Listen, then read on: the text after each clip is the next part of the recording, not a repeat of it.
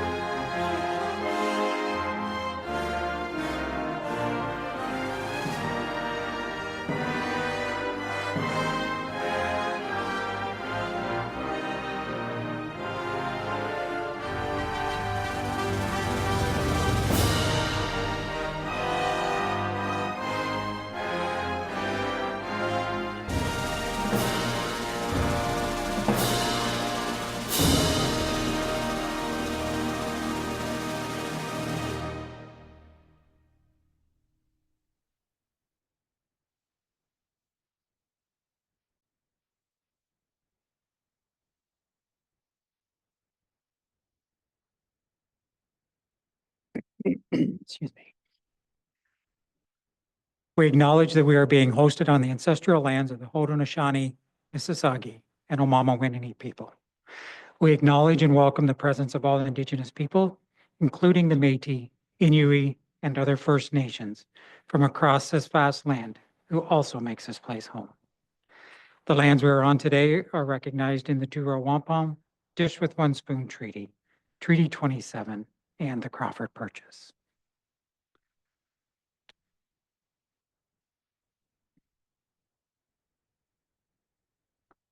So next up is a confirmation of agenda. Could I have someone make a motion? Deputy Mayor? I move that the agenda of the February 25th, 2025 meeting of council be confirmed as circulated. So moved, seconded by Councillor Ennis. Any updates? Any changes? Call the question. On favor? Motion is passed. Are there any declarations of pecuniary interest or the general nature thereof for this evening's meeting? Councillor Broderick. Your worship, I'd like to declare a conflict on item 11.3 Lakeside Phase 8, Stage 2, and I've submitted the documentation. Thank you. Any other declarations this evening? Councillor Budrick. Have two actually. One would be on the consent agenda, 15.5 resolution GC 2025-7. And the other would be on the committee of the whole for SR 2856.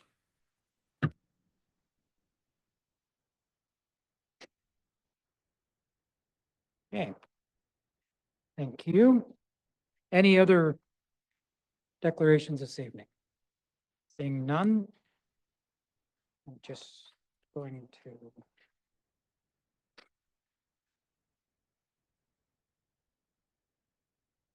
Sorry, Councillor Budrick. I just wanted to mark my agenda here so when we get there, I don't forget it.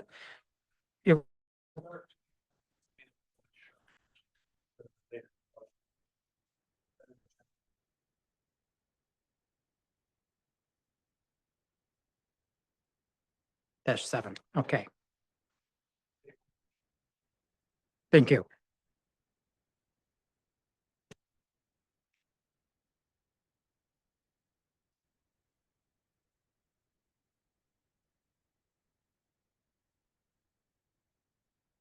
So there was no closed session, and we do have presentations this evening, and I would call the CAO up to provide us with the information.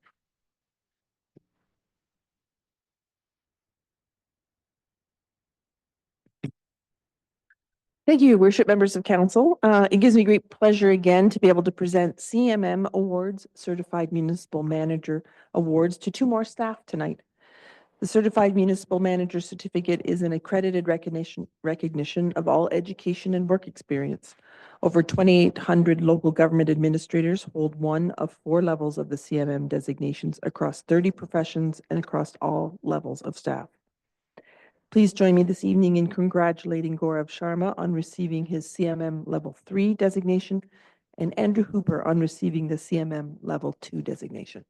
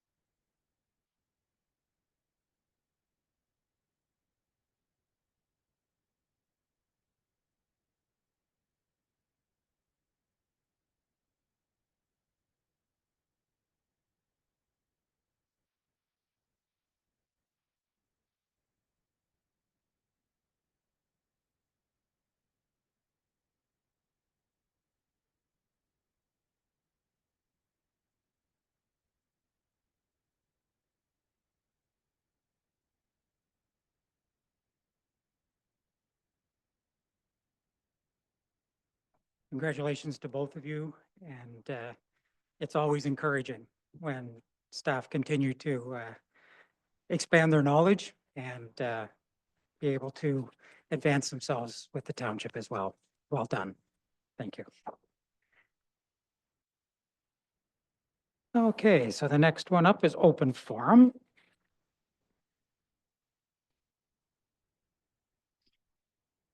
So open forum, we set aside 15 minutes for items to be information to be presented to council on items that are within the agenda.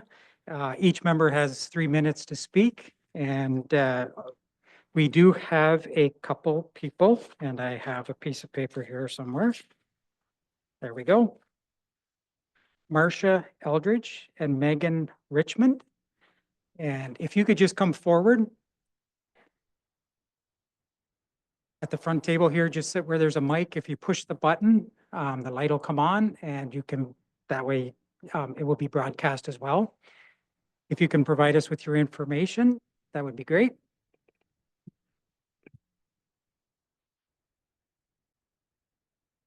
Good evening, everybody. Thank you for having us here today. I am Megan Richmond, and I'm here on behalf of the Loyalist Business Association. It is a non-for-profit incorporated. We are run by strictly volunteers. We have just recently onboarded 2 new directors and kind of relieved another one at the same time. We've been moving forward with we just had a big project, and we wanted to extend a sincere thank you to all of you because we did utilize the renewable grant 2 years ago and got a $10,000 grant where we were able to build an online directory that houses over about 200 businesses strictly within the Loyalist Township. And this does include members of our association, but it also includes other businesses just to keep the growth of the community and the knowledge of what's out there for everyone. That being said, we are applying for another grant tonight, And we hope that you'll help us out again. The money that we're raising tonight is going to go to a branded booth where we can build exposure within the community and residents, and specifically target the people that live in the community and let them know that we're here trying to show them what's available, connect small businesses to the community. We're working with the township. We've met with Trevor to discuss welcome packages and distribution throughout the township to new residents. We're looking into possibly maybe setting up some type of town hall with you guys in the future where we can connect and bring our local businesses to you.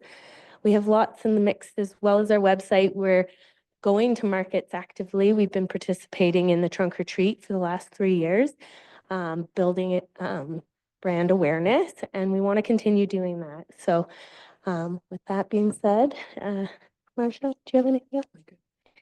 Well, thank you for your time tonight. Thank you. So that was all that had signed up. I'll just follow the normal format. I'll ask in chambers if anyone wishes to speak during open forum, at which time you can come up. And then I'll go to the virtual audience as well. So in chambers, if there's anyone that wishes to speak to council through the open forum, please come forward and you can provide your information to us.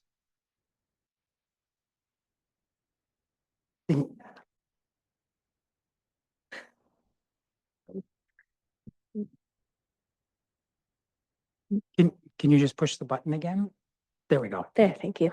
Megan Richmond coming back to the microphone tonight. I am actually here with another hat on.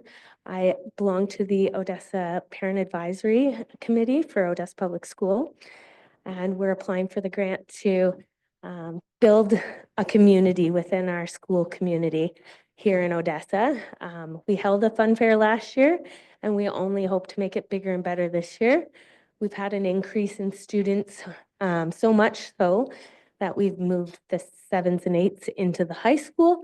And we really want to reach the broader community, their grandparents, bring them all in and show them what this little area is all about. So again, I'm here to spout that. So thank you again for your time, everybody. Thank you.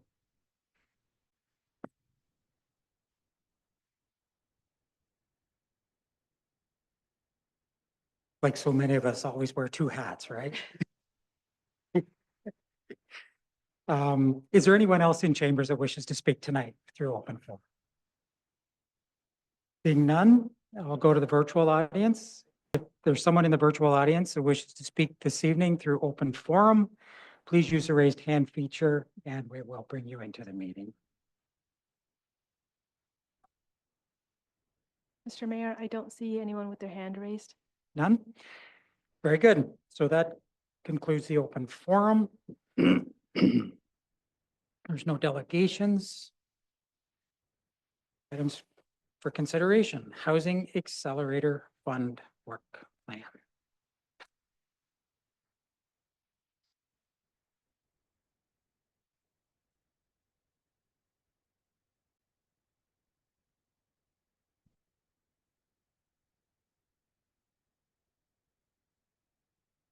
Welcome. Thank you. Do you have any additional information to share at this time or just here for questions? Nothing to add, your worship, just here to answer questions. Okay, thank you. So council, we have a report with recommendation. Would someone like to put a recommendation or a motion on the floor? Councillor Broderick. Thank you, Your Worship. I would recommend that the report from the Corporate Services Strategy and Innovation Department dated February 11th, 2025, Housing Accelerator Fund Work Plan be received, and that Housing Accelerator Fund be used to fund the following in 2025. Actual staff time spent on Housing Accelerator Fund initiatives in 2025 to a maximum of 200,000 and up to 171,000 in expenses for the Loyalist Link Transit Service.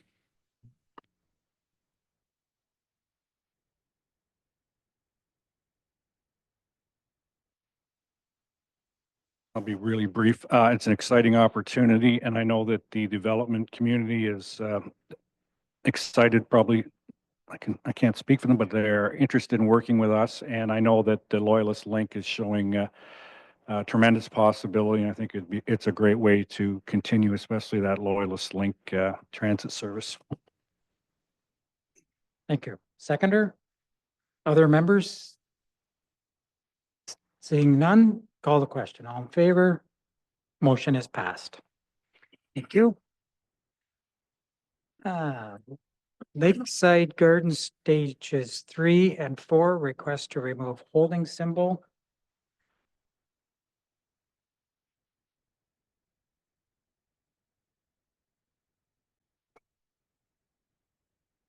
You got caught before you were sitting down. Welcome. Is there any additional information on this item? No, nothing further, your worship. Again, we do have a recommendation. Would someone like to put a motion on the floor for us? Councillor Willis? I move that the report from the Development Services Division, February 25th, 2025, read D14-007-2024 Lakeside Garden Stages 3 and 4, request to remove holding symbol be received, and that bylaw 2025-8 being a bylaw to remove the holding symbol with respect to part of lots 35 and 36, concession 1 and part of block D on registered plan 1081 be enacted and passed. So moved. Do we have a seconder? Councillor Ennis, any comments from the mover? Seconder, other members? Call a question. All in favor? Motion is passed. The next, and Councillor Broderick has declared the conflict of interest. Lakeside Phase 8, Stage 2, request to remove holding symbol. Any additional information on this one? No, nothing further, your worship. Thank you. Deputy Mayor. I move that the report from the Development Services Division, February 25th, 2025, re D14-001-2025, Lakeside Phase 8, Stage 2, request to remove holding symbol be received, and 2, that bylaw 2025-9 being a bylaw to remove the holding symbol with respect to part of lot 35, concession 1, part 1 on plan 29R 11220, except registered plan 29M-72 be enacted and passed. So moved. Seconded by Councillor Budrick. Excuse me. Any comments from the mover? Seconder, other members? Seeing none, call the question. All in favor? Motion is passed. Thank you, Councillor Budrick.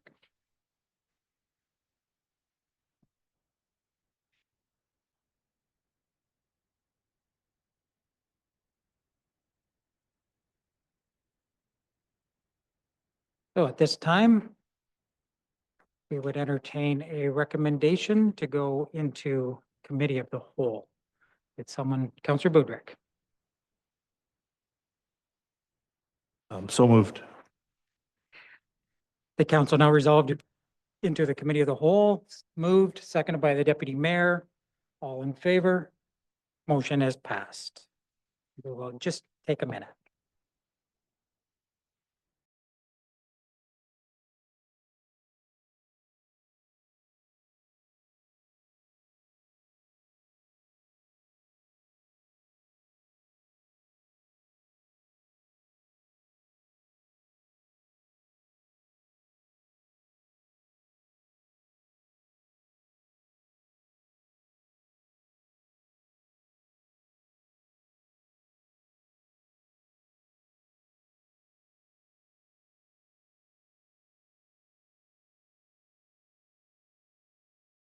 Of pecuniary interest and the general nature thereof, Councillor Buderick.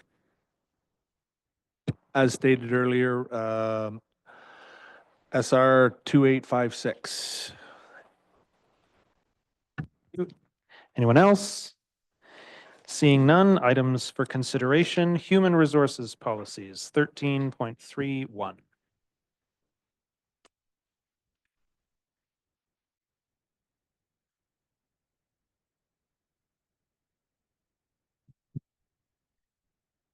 Have our Human Resources Manager, Ms. Wood, please proceed. Thank you. Nothing more to add to this unless committee has questions. This is Committee of the Whole, so I'll entertain questions prior to seeking a motion. Are there any questions? Then I would seek a motion.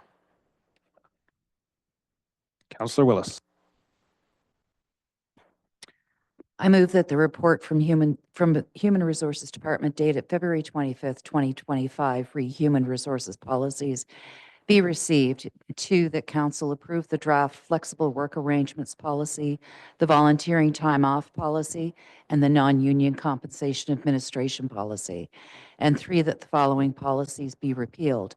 Compensation for staff appointed on an acting basis, Council Minute number 2013.25.40. Annual economic increase non-union policy, Council Minute .2013.3.23, non-union salary administration policy, Council Minute 2013-.28.20, and D, the compensation policy for part-time employees, Council Minute number 2000.15.12. So moved. Seconder. Councillor Broderick. Any further comments from either the mover or seconder? Anyone else? Call the question. All those in favor? Motion is carried. Now we come to 13.3.2, new policy framework.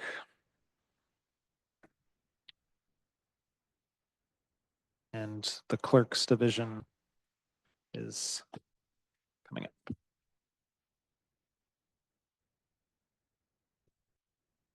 Good evening, committee.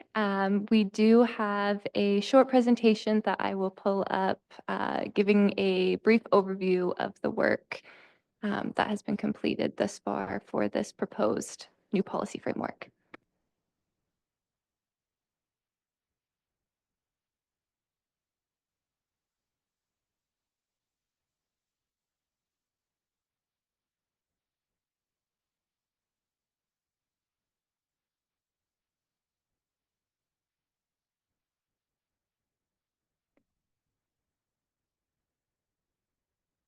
Okay, so this is just an overview of this proposed policy framework. So currently in the township, there is no standardized process for managing policies and those related documents to them. Because of this, there has been some uncertainty around what policy documents exist and what their status is. Right now, policy documents are being managed by their respective divisions. So what is a policy framework? So this framework is used to guide staff when drafting and reviewing policy documents. This includes categorizing documents between what is a policy, procedure, guideline, work instruction, etc. It establishes approval requirements, processes, and provides for the use of standard templates across the township. It also creates a filing and tracking system to provide consistent review schedules. So why do we need a framework? So a framework would provide for guidance and ensure that all matters are approached in an accountable and transparent manner with an emphasis on openness, equity, performance, outcomes, and fiscal responsibility. With the township's continuing growth, an overarching policy framework with a central administrator would help guide decision-making, along with ensure there are clearly defined policy tools that will ensure decision-making is consistent for internal and external stakeholders. A policy framework also helps meet compliance requirements and operational outcomes, along with council strategic plan initiatives under organizational effectiveness. So with that, there are a few different types of policy documents under this proposed framework and their approval authority. So those are policies, procedures, guidelines, and work instructions. And further to that, there's 2 types of policies. So there's corporate policy and administrative policy. And each document has a corresponding proposed approval authority. So corporate policies affect external stakeholders and the organization as a whole, with council as a proposed approval authority. This includes any policy that would affect the public or external stakeholders that's required by legislation or relates to financial or budget impacts to the township. Examples could be or include the code of conduct for members of council and local boards, the community grants policy, accessible customer service, and procurement policy. Administrative policies include employee relations and certain department management with the CAO as a proposed approval authority. Examples include electronic building reports policy, assent sensitivity policy, retention of electronic mail policy, retirement age policy, etc. Procedures are prescribed mandatory tasks, processes, and responsibilities in order to implement a policy with relevant department directors as an approval authority. And lastly, there's guidelines, which are documents that set out good practices to follow and are discretionary, and work instructions, which are used to additionally support policy documents. So these would include templates, checklists, etc. And these are proposed to have the division managers as approval authority. So in regards to a review process, the clerk's division will provide annual reports to each division in the township indicating policies to be reviewed. The proposed framework requires policy documents to be reviewed every 5 years unless prescribed by legislation. The approval process of policies being reviewed will depend on the changes required and whether it's considered a major amendment, administrative amendment, or a no change review as outlined in the proposed framework. All approved policy documents will be managed and tracked by the clerk's division, and the corporate drive will hold all PDF versions of approved policy documents, and any policies that affect external stakeholders will be uploaded to the township's webpage. So phase 1 of this township policy review. So during this phase, the clerk's division created an inventory of all known policy documents within the township and drafted a new proposed policy framework and the associated templates. The clerk's division staff met with directors and managers from each division and provided them with the current inventory and proposed framework. During these meetings, staff discussed policies to be retained, repealed, amended in the future, and policies that are required by legislation. Following these meetings, 152 of the 362 identified policies were identified to be repealed, and a proposed framework and list of policies to be repealed were prepared for council's consideration. So phase 2, so if approved, the clerk's division staff would begin phase 2 of the township policy review process and finalize an updated policy inventory of current township policies and provide directors and managers with training and an overview of the policy framework, repository, and document templates. Divisions could then begin updating existing policies identified as needing to be reviewed and amended. Thank you. Thank you. For anybody that's out there who's read the report, it's a lot of work that's gone into this, a lot of review.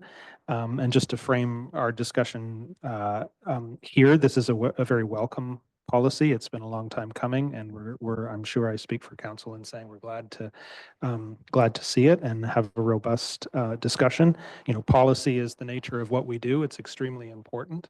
And so, you know, this process really amplifies and augments the importance of policy writ large. And so hopefully we'll have a good discussion tonight.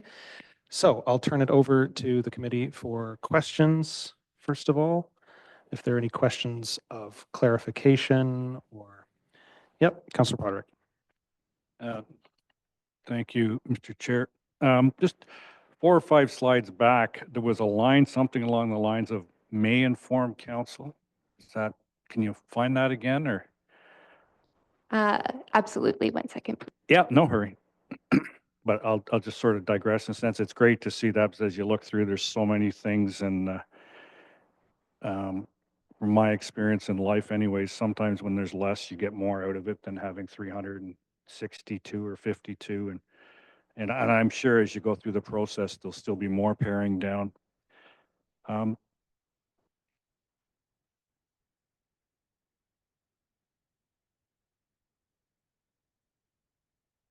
Through you, your chair, to Councillor Broderick. So that line was in regards to the review process.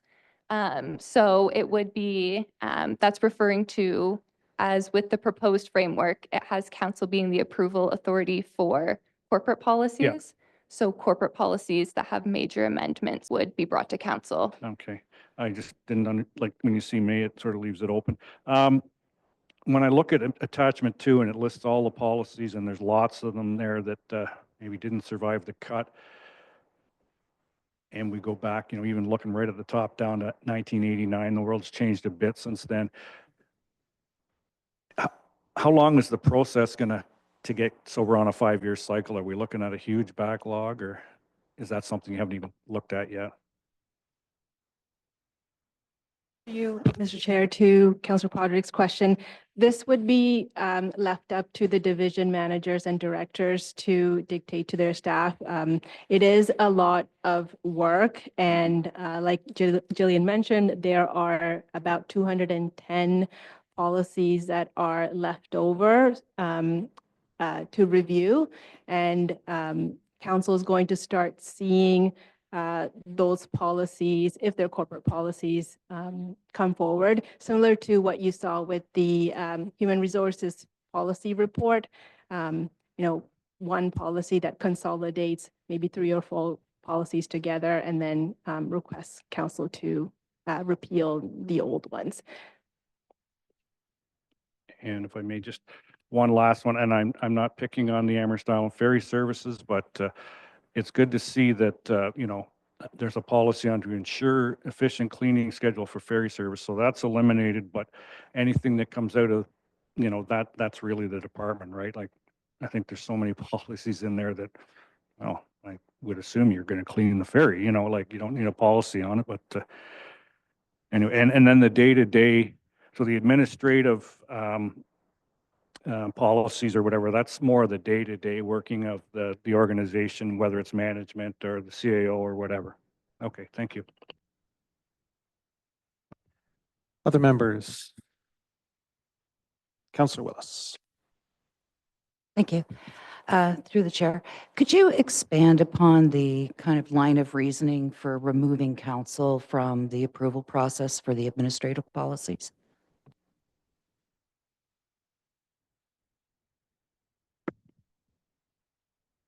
So through the chair to Councillor Willis.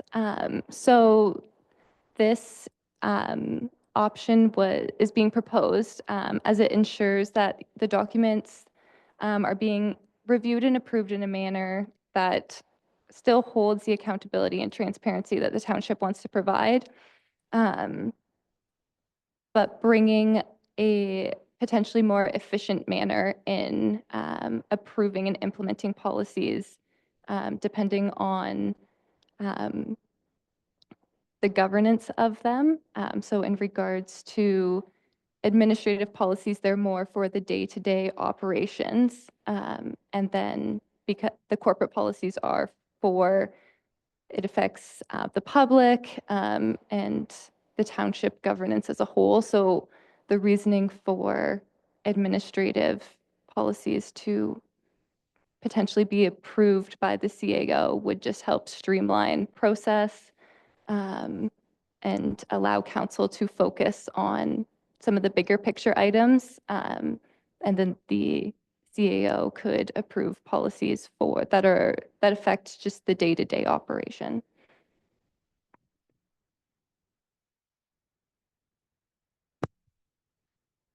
So I'll give a follow-up question to that. I'm sure, because in discussions with staff earlier today, I think that probably is, that one piece is a bit of an initial stumbling block perhaps for council. I mean, obviously in the traditional or the conventional way in which everybody staying in their lanes is dictated or determined in municipal politics. Staff is operation and council's policy. So anything to do with policy usually comes to council.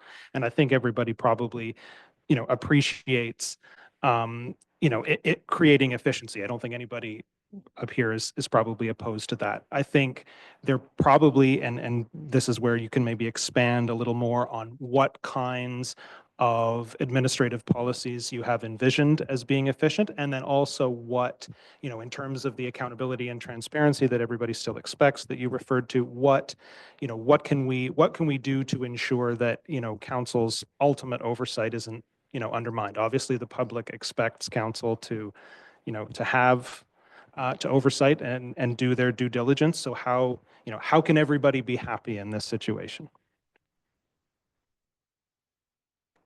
So to the chair, to answer that, so the first component there, like what are the administrative policies that would potentially be for the CAO approval? So that's for that would be for like human resources policies as they affect, like staffing and employee relations, IT policies in regards to, password protection, computer monitoring, et cetera. Again, also just other day-to-day operations within the township. So how different programs are run, that only affect the internal staff. And in regards to how we can still have that council oversight, there definitely could be some other options in regards to, we could have all policies being reported out onto the township webpage. We can also offer for reporting to be brought to council, on an annual basis in regards to which policies have been approved by the CAO in that year. Thank you. Yep, Mr. Mayor. Thank you. You just answered my first question. I think if it's reported out, I'd like to see it reported out to council. At the beginning, there may be a number of them. After the initial cleanup, they'd probably be fairly rare, so annual or whatever. I think that just keeps council aware as well, so that we can answer questions and everything too. So I like that. I do have one other question. In the repealed section, attachment 3, a lot of the items, the note is these are procedures, so they'll go from a policy to a procedure. I just wanted to ensure the continuity going from a policy to a procedure, what steps would be taken so that we aren't left without either one. Through the chair to Mr. Mayor. So for that, so with this proposed new framework, it develops different types of policy document names. So as we went through, there's the policy document, a procedure document, guidelines, et cetera. So with this, so we're asking that these policies be repealed as titled a policy, and then they will be retained and still active as a procedure under this new framework. So that township staff and departments still have these procedures in place for use. Other members?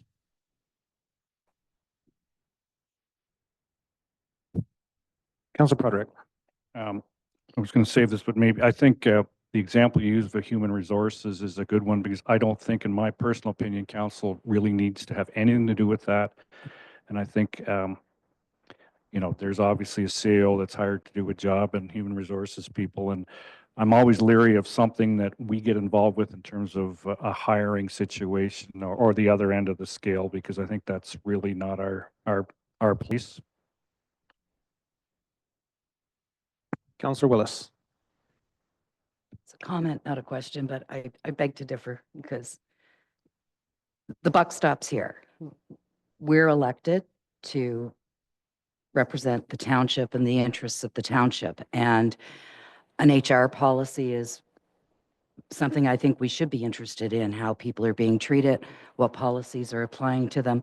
An IT policy, we can absolve ourselves of the responsibility of that until there's a cyber attack and our taxpayers' information is violated. So I am very concerned that council would step back from our responsibility to approve policy.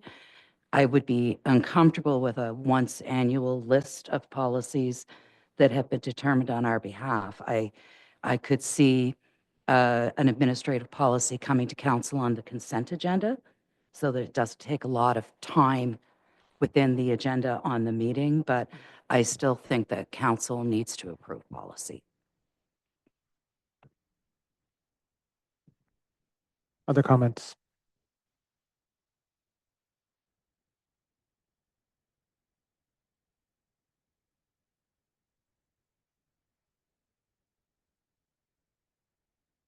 The mayor looks like he's thinking. I am, it hurts. I understand what Councillor Willis is saying. I guess where my thoughts on it are, you're right, ultimately the buck stops here. I'm just looking at it. I still believe that if there was a policy that was going to be drafted or amended, and again, we'll take the HR just because that was mentioned. If there was going to be significant changes such as what we had just previously, that would come to council anyway. It would be more the day-to-day stuff with policy, HR policies and updates that may be as legislation changes.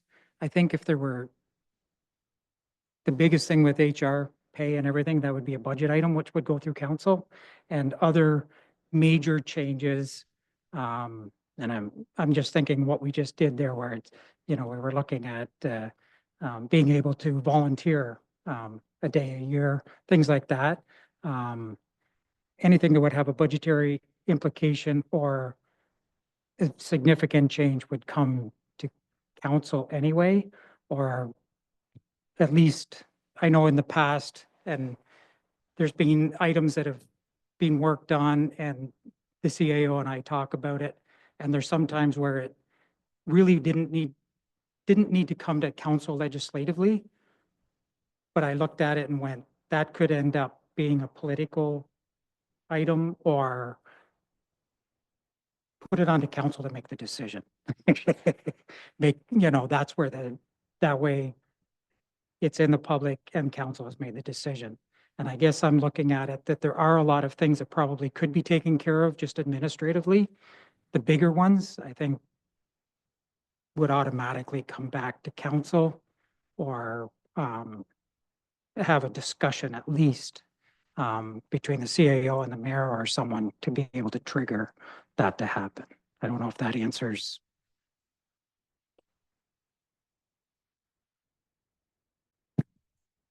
Go ahead, Councillor Willis. Through the chair. I appreciate those comments, but this policy is not clear on that. And we assume reasonable people in both the position of mayor and CAO, which we luckily have today. But as we've seen, governments change and sometimes people aren't reasonable. And I think that having good policy makes sense. And that's one of the reasons that I'm loath to give up council's ability to oversee the creation of policy. So let me do this. I'll take a straw poll. So how many people are happy with the policy as it is? Okay. As it is right now, or let me ask this question first. How many people feel that there needs to be, I'm going to call it fail-safe because that's the language I've been using, but additional fail-safes around council oversight of administrative policy? Okay. Okay. Okay. Okay. So that's the majority. So then what I would do is we'll have a back and forth with staff over some potential options that we can do. So I'll start with Councillor Willis's option about the consent agenda. Now, at first blush, that might seem that it's the same thing as everything still coming to council. So what would be the from an efficiency point of view, what are the administrative drawbacks to putting administrative policies on the consent agenda?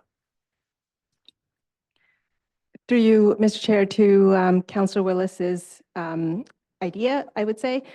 So consent agenda is really related to items where there's no action required. Asking council to approve or amend a policy is an action item, so it wouldn't be considered an item under the consent agenda, and under the procedure bylaw, I, as the clerk, would put it under items for consideration. Just typing as fast as I can, the committee could recommend that the framework be amended so that all corporate and administrative policies come before council. That's one option. The other option or idea I've heard is that the policy framework be amended to direct staff to bring an annual report to council, sort of like a reporting mechanism, similarly to what the delegated authority bylaw states, which states that, you delegate the authority to approve something to staff, but staff still report back at a regular time, providing council and the public all the instances where they've used that power. So that's another option. If the definition of administrative policy versus corporate policy needs to be cleaned up or tightened or narrowed, that could also be something that the committee recommends.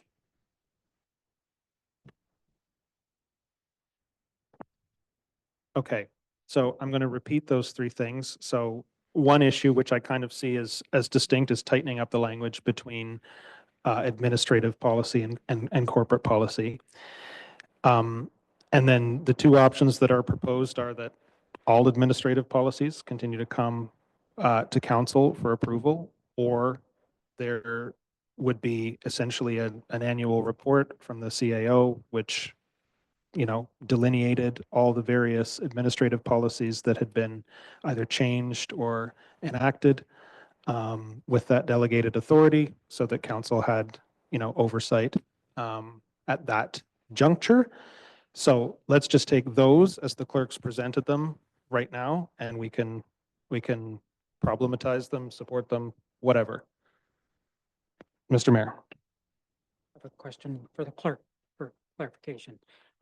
When you were speaking about it being on the consent agenda, I'm just thinking we can extract items that we want to discuss or possibly make revisions to.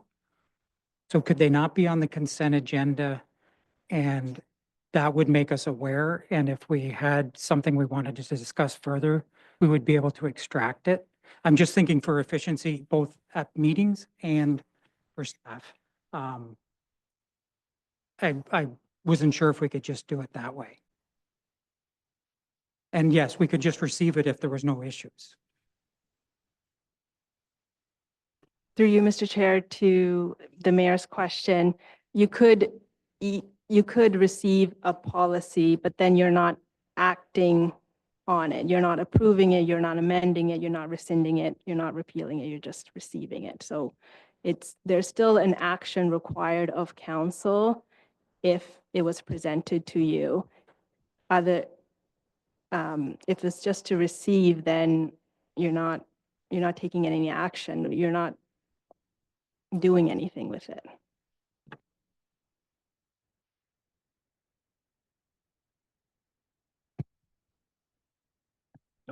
Councilor Willis. Do we not already do that in the consent agenda when we receive minutes from committees and approve them? And by approving them, we are approving action. Do we not already do that?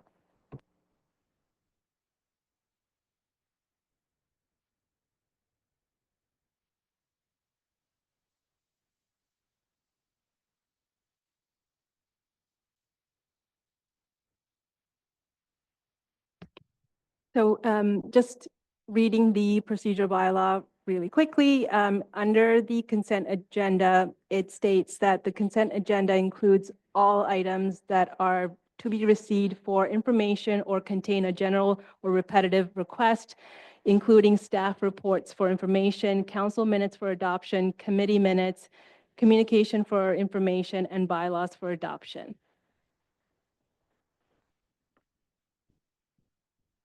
Councilor Willis. That's our procedural bylaw, so we could change it. Absolutely.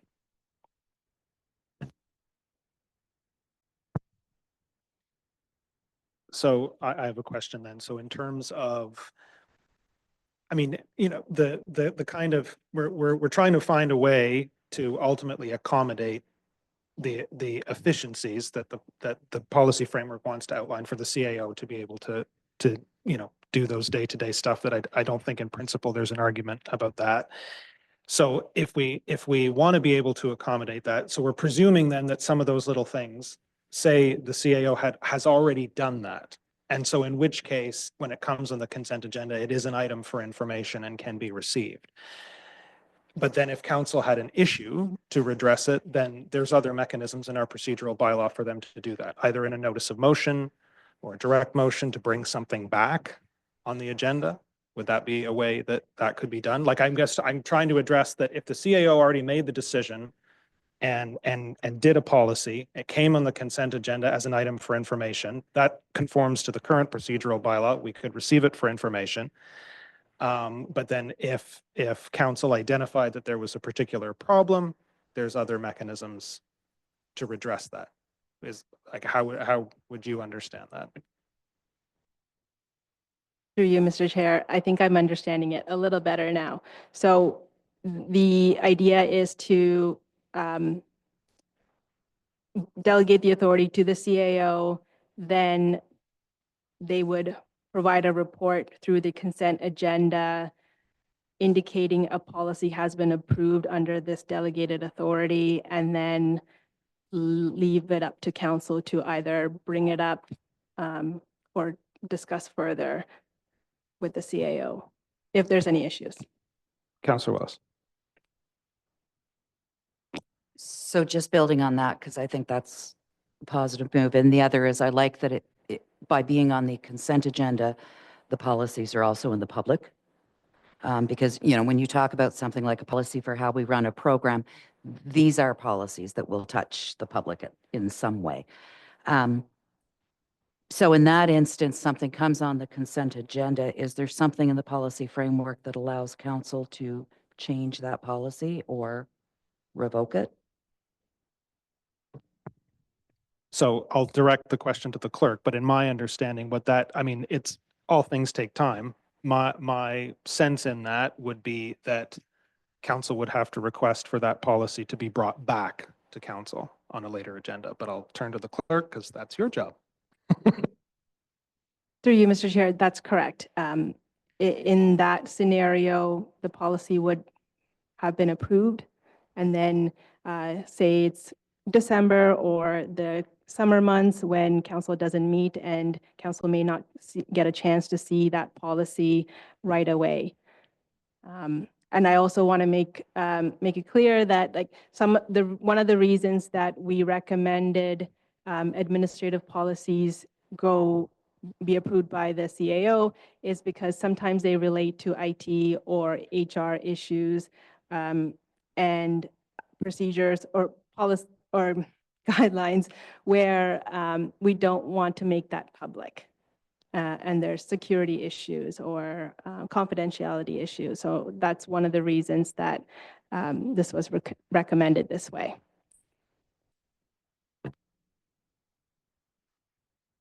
Duly noted. Councilor Broderick? Through you, Mr. Chair, I'm just going to ask a very naive question here. Is this something that's like when I went through this as a principal in the school board when they went to this sort of administrative policy, they called it, and with the day-to-day operations of our organization, like I'm just sitting here going, is this something that's going to be like a stampede every day? You know what I mean? It's like, are we talking, do we have a numerical idea? Is this an ongoing thing?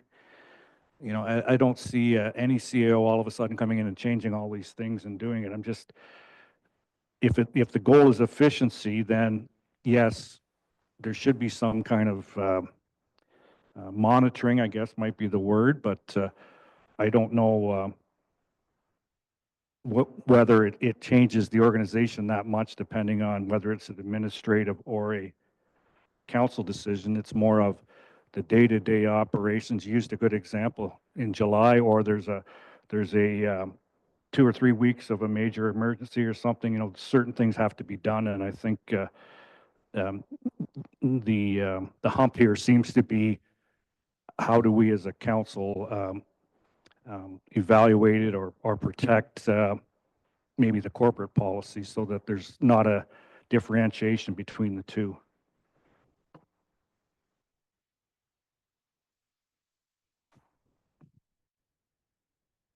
So I'll add my 2 cents about, I think there's a consensus building around the consent agenda approach. Personally, what I like about that is that, and notwithstanding that we have a great CAO currently, but you know, decisions like this have to be made with not personalities in mind and with the bigger picture.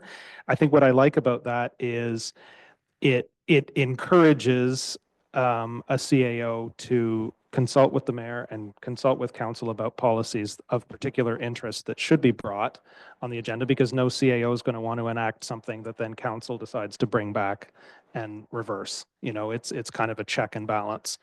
And as Councillor Willis said earlier, things that are important in political systems. So I'll ask for some further comments, and then we can maybe try to get somewhere with this.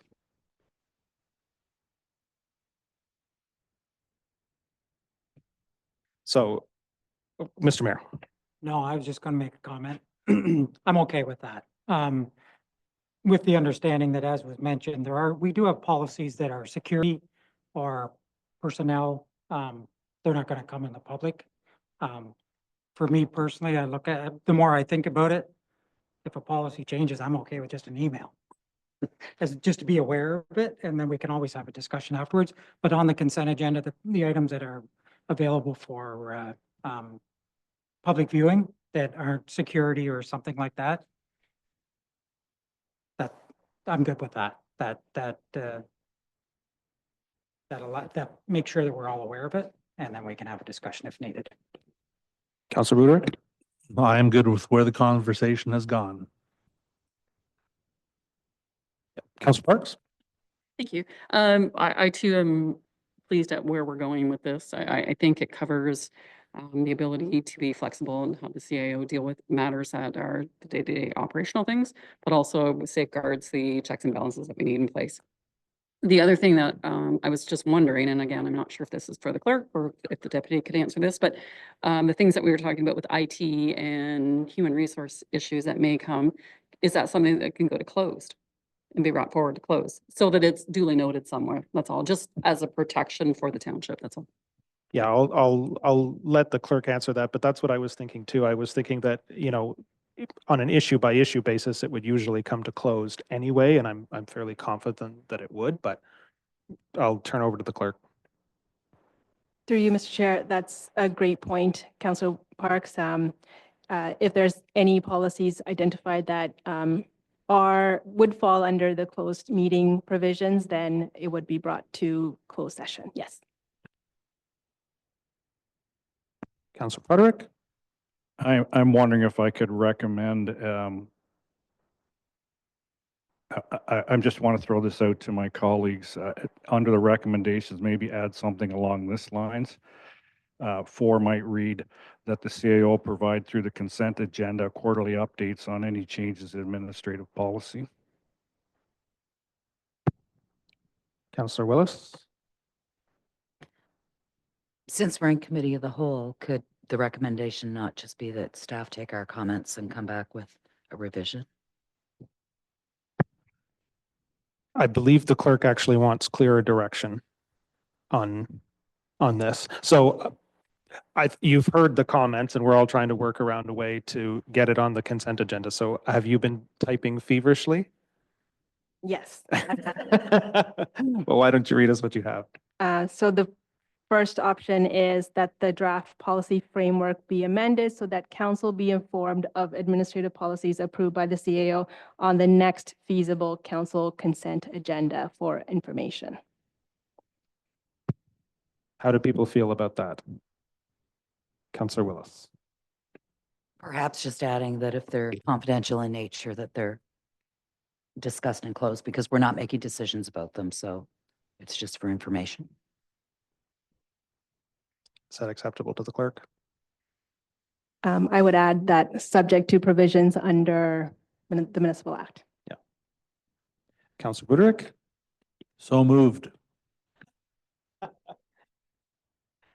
Did you want to see that on the big screen? Sure. Why don't we put that on the big screen? Yep. Councillor Willis.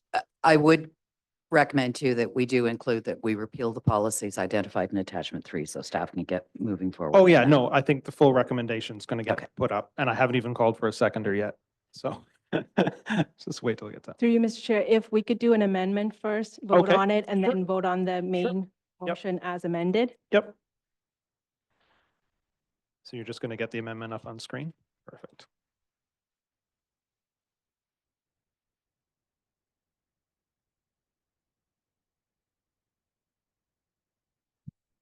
So the amendment is that the draft policy framework be amended so that council be informed of administrative policies approved by the CAO on next council consent agenda for information, subject to provisions under the Municipal Act. That was moved by Councillor Buderick. Do I have a seconder? Councillor Broderick. Further comments on the amendment? Call the question. All those in favor? That passes. So then we can turn to, actually, have you got it to be able to put up on screen the full recommendation?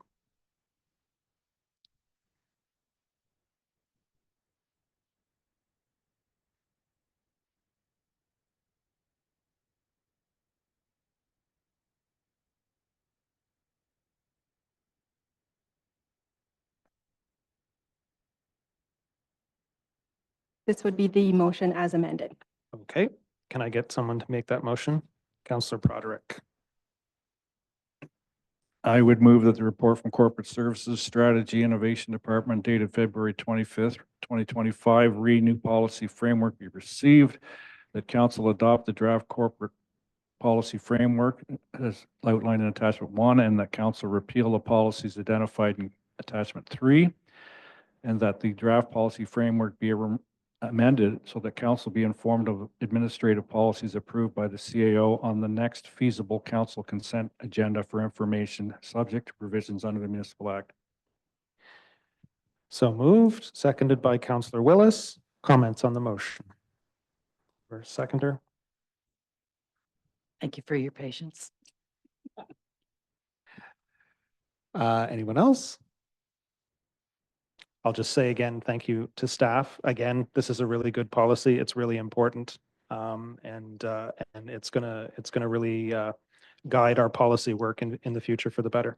So with that, I'll call the question. All those in favor? Motion is carried.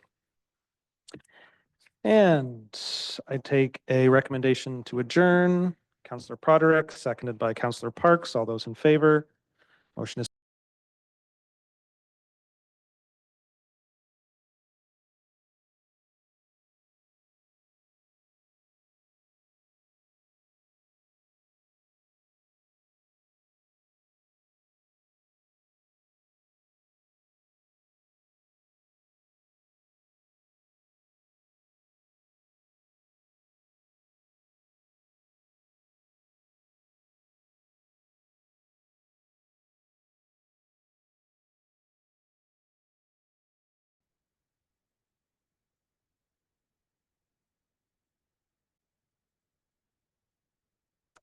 Okay, so we're back in the council meeting. The next item is notice of motion. Are there any notices of motion this evening? Seeing none, any direct motions being presented this evening? Seeing none, consent agenda. Now, in the consent agenda, first off, are there any items which any council member wishes to have extracted this evening? Seeing none. Yes. Oh, thank you. I was looking it up. Go ahead. Yeah. The one, number 3, resolution GC 2025-7, that council deny the Gibson Family Healthcare Charitable Foundation. Okay. If we could extract, That if would we be could extract that. extracted. And we will also, uh, 2025-11 and 2025-15. Ask for those to be extracted.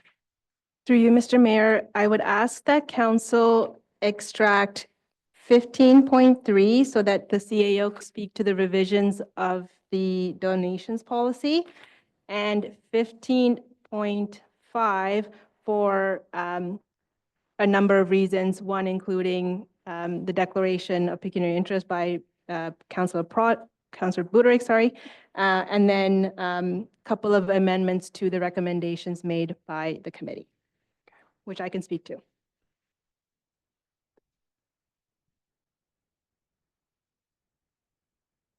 So 15.3, okay. 15.3 and 15.5 in there in its entirety. Any other items to be extracted? No? Deputy Mayor? No. I move that all items in the consent agenda, bar the ones listed, dated February 25th, 2025, be approved, and that the necessary action be taken. So moved, seconded by Councillor Ennis. Any comments from the mover, seconder, other members? Call the question. All in favor? Motion has passed. 15.3. Get it open here.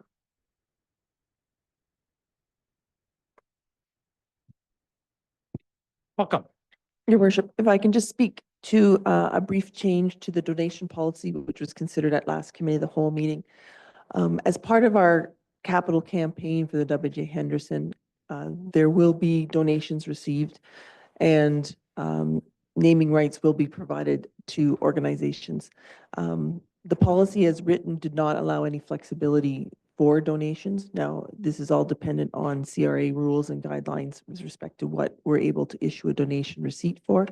And certainly a business who is giving a donation and getting naming rights as part of the recognition of the donor would get a benefit from those naming rights and thus is not entitled to a CRA receipt. However, there are occasions of the way we do it depends. If an individual or individual family wants to donate money and in recognition of their donation, they get on the donor board and get something named after them, they still may be entitled to a donation right. So 2 brief half sentences were added in the exceptions in the donation policy to allow an exception during a council endorsed capital campaign. Income tax receipts under the donation policy will still only be given if they are in accordance with the CRA guidelines and rules. Okay. Council, before we go any further, I'll just ask if there's any questions that anyone has for clarification on that. None? Okay, thank you. And I would just look to the clerk. The recommendation is already set up for accepting it the way that was just discussed, right? Okay. Thank you. So with that, would someone like to put a motion on the floor? Councillor Broderick. I would move that the minutes of February 11th, 2025 meeting of council and committee of the whole be adopted as circulated. So move.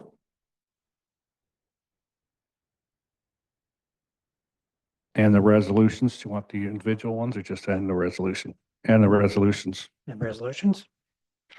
So moved, seconded by Councillor Buderick. Any comments from the mover? Seconder? Other members? Call the question. All in favor? Motion is passed. And then to 15.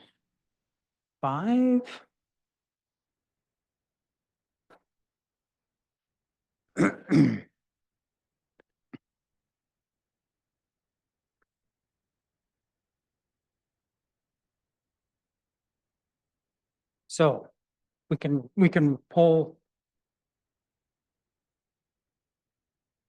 It would be appropriate to do 2025-7 first, and then that Yes. way that allows Counselor Boudreaux to take part in all the rest of the items.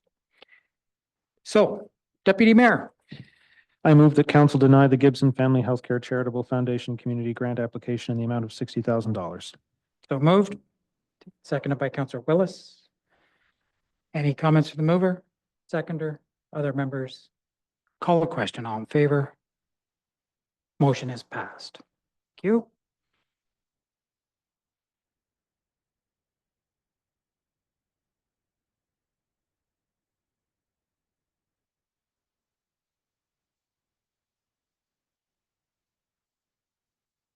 Just looking at the clerk for 11 and 15.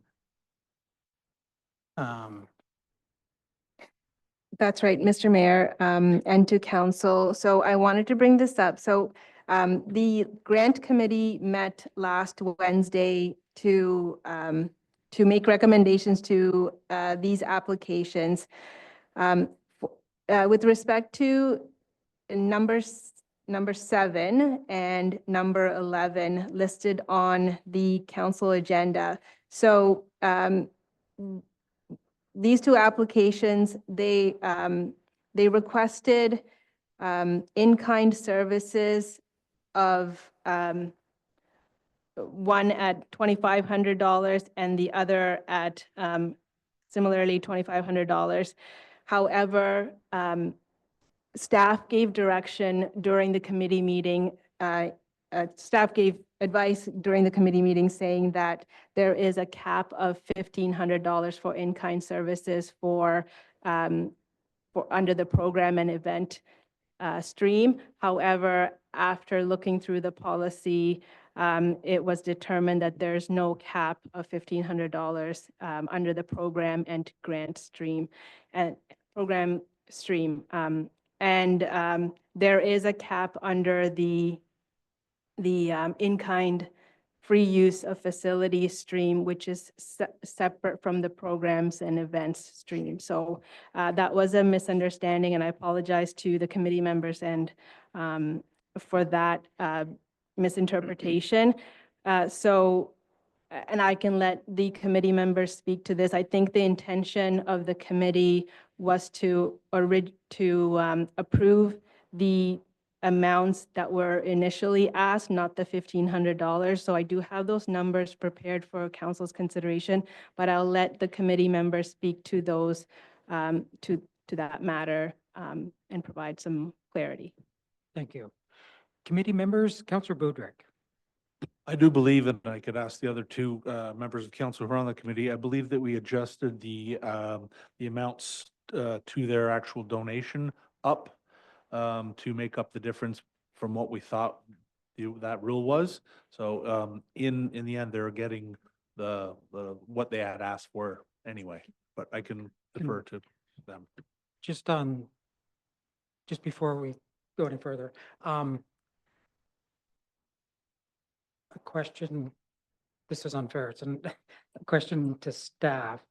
The 1,500 in kind, that would have been for probably rentals of, or use of property, which, if I remember correctly, there is a way that in-kind fund would be shown in the books as rental of the property.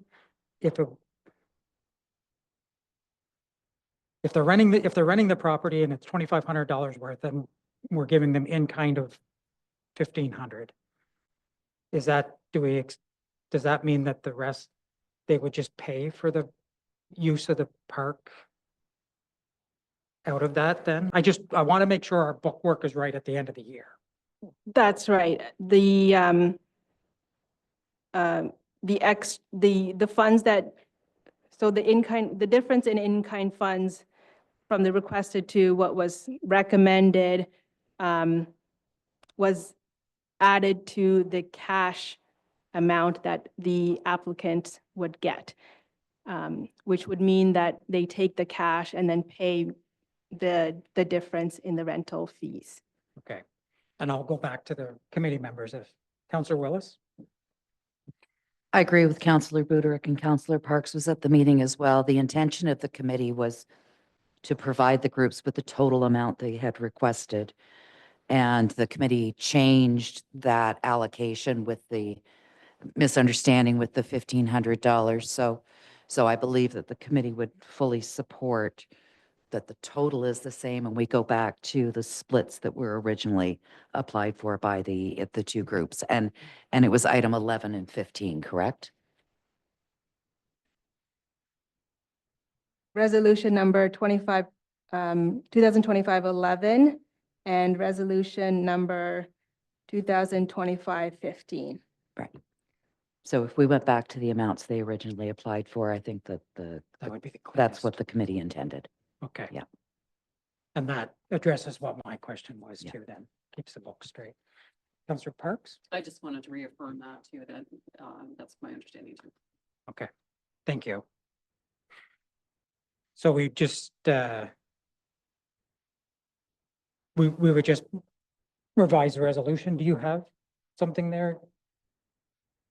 Makes our life good, I'll tell you. So there's the numbers. Okay.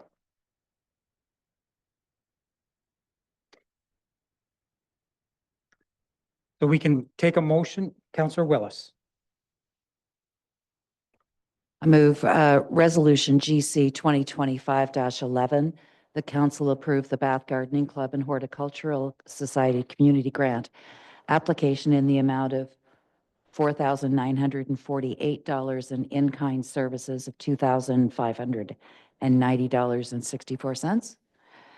And Resolution GC 2025-15, that council approved live music Sundays community grant application in the amount of $7,458.67 and in-kind services of $2,541.33.